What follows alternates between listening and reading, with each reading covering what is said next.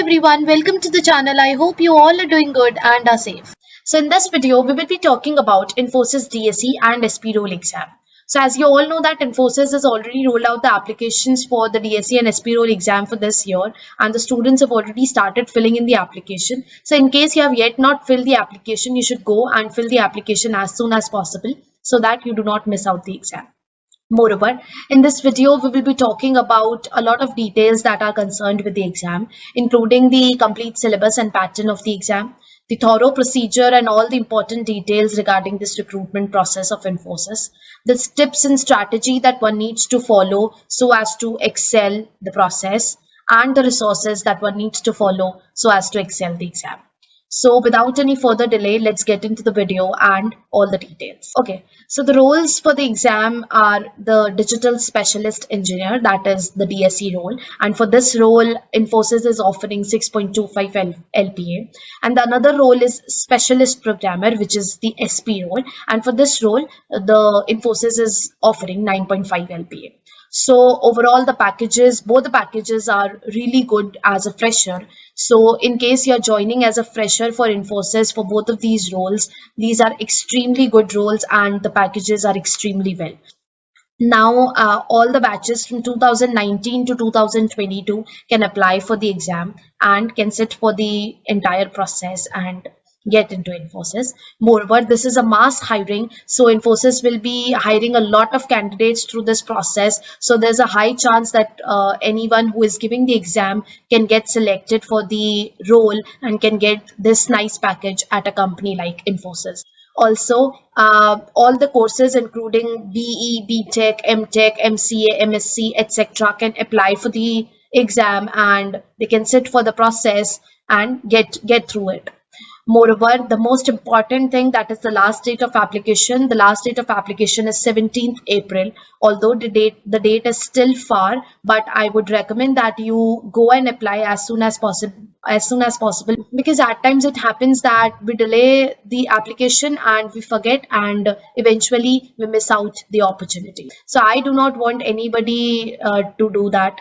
And for that, I'll be attaching the link of the application in the description box. You can definitely go into the description box and fill in that survey form that Infosys has rolled out, which has some basic details, and you need to fill in the details to register yourself for the exam. Once you register, Infosys will be reverting back to you with the online coding rounds dates and the further procedure, that is the interview and stuffs.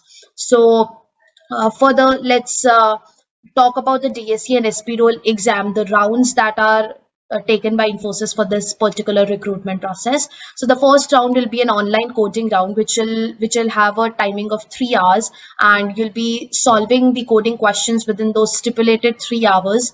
And the second round, that is the people who will be clearing this online coding round, will be going through an interview, which will be taken by some senior Infosys employees, and the interview will be a technical plus HR interview, where you'll be asked questions regarding your technical knowledge, your coding knowledge, your knowledge regarding the core subjects, and some or the other behavioral questions will be asked, because Infosys takes a single round of interview, so they'll be asking all sorts of questions within that particular round itself.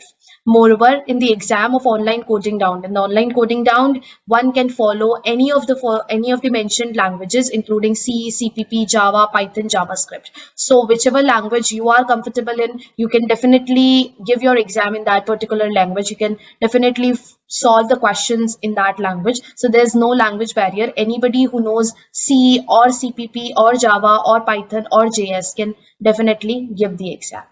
Moreover, the exam pattern follows like this, that in the online coding round, there'll be 3 programming questions and you'll be given 3 hours. So if you're thinking that there is question-wise timer, then it is not. You can definitely navigate between the questions, and if you say, for example, you complete your first question in 10 minutes, then you can definitely move on to next question. In case you are stuck with the first question, you can definitely navigate to the second and then come back to first. So there's no timer based on questions. And the level of the questions will be as follows, that First question will be an easy question. Second question will be a medium question, and the third question will be a hard question.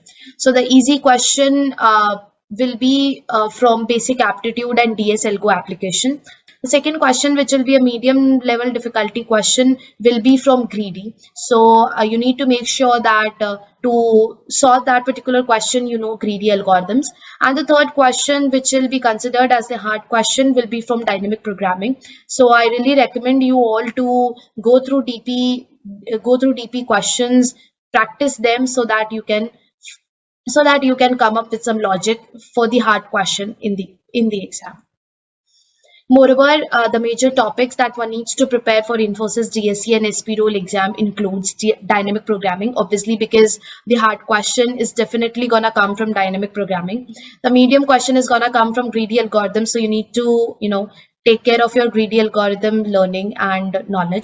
Thirdly, you need to follow stacks, queues, arrays, strings, trees, graphs, linked list. All of these are some basic data structures which are really asked in so many exams and can be asked in Infosys DSE and SP role exam also. So you need to have a good knowledge of stacks, queues, arrays, strings, trees, graphs, and linked list. Also take care of the sorting algorithms, searching algorithms, and stuffs like these so that you can definitely excel with the exam. There are certain tips that I need to give to the students who are listening to this video. So first of all, I'll tell you about the resources. So you can definitely follow lead code. You can put a tag over the questions on lead code. You can put easy, medium, hard tag over the questions. You can segregate questions on lead code based on the topic that you are actually practicing. Say for example, you are practicing DP, you can put a tag of DP and you'll get all the questions related to DP. You can further put a tag of easy, medium, or hard to get questions of that particular difficulty level. Secondly, you can follow GFG. GFG has a lot of content, a lot of structured content which will definitely help you with the preparation. You should follow the interview experiences. There are a lot of experiences over GFG. So what happens is that once you read some interview experience, you get an idea of what kind of questions are asked in the interviews, what kind of approach is interviewer looking for in the candidate. So interview experiences helps you a lot. So I would recommend you to read the interview experiences before you go for the interview. Also, there are sites like HackerRank, HackerEarth, CoachF, etc. So you can definitely follow them. Also, I would recommend you to go through Java 3 for some knowledge of Java, OOPS, and some core subjects like DBMS, etc. This will definitely help you. This is a very good site with structured and nice content regarding the core subjects. So you can definitely follow that. Also, there are certain tips that I need to give. Since there is no question wise timer, that I've already said that since there is no question wise timer, you can definitely navigate between the questions. Say for example, you are doing some question and you are actually stuck with some logic or maybe implementation of the logic, then you can definitely move on to the next question without wasting your time. Okay. In case you have time left, you can definitely come back to that question. Also, I would say that go for the easiest question first, because that will give you a confidence that you have already solved one question, and aim for all of its test cases being passed so that you'll have at least one question that is fully solved. And as far as I know, there's this thing that if you solve one or more questions, then you get a call for interview. So please aim for at least solving two questions, so that you can definitely get a call for interview. And I wish you all the best for the procedure and hope that many of you get selected for this exam. Thank you. Bye bye.